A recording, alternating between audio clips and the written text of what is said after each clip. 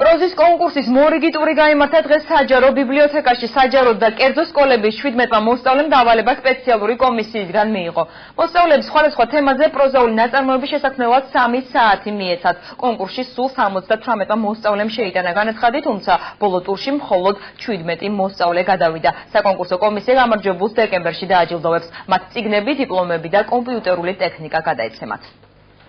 სკოლებში მოვიდა ცნობები და სააპლიკაციო ფორმები, რომლის შევსების შედეგადაც გადავაგზავნე ჩვენი საკუთარი ნაწარმოებები პროზაში და პოეზიაში. დღეს არის პროზის მეორე ტური და ადგილზე წერაში არის შეიძლება ასე ვთქვათ, ძალიან მნიშვნელოვანი ასეთი ტიპის პროექტები, რადგანაც მოსწავლეები განვითარდებიან შემოქმედებითაც და უფრო მეტი სტიმული ექნებათ, რომ შექმნან ახალ. აჭარის განათლების, კულტურისა და სპორტის სამინისტრომ ჭიერი და შემოქმედებითი დაჯილდოებული მოსწავლეების სახელისებისა და აღმოჩენის მიზნით გამოაცხადა კონკურსი პროზაში. მეორე ეტაპი ეს გახავთ 3 საათის განმავლობაში კონკურსანტებმა უნდა შექმნან ახალი პროზაული ნაწარმოები იმ სათეურის გათვალისწინებით, რომელსაც კომისია შესთავაზებს.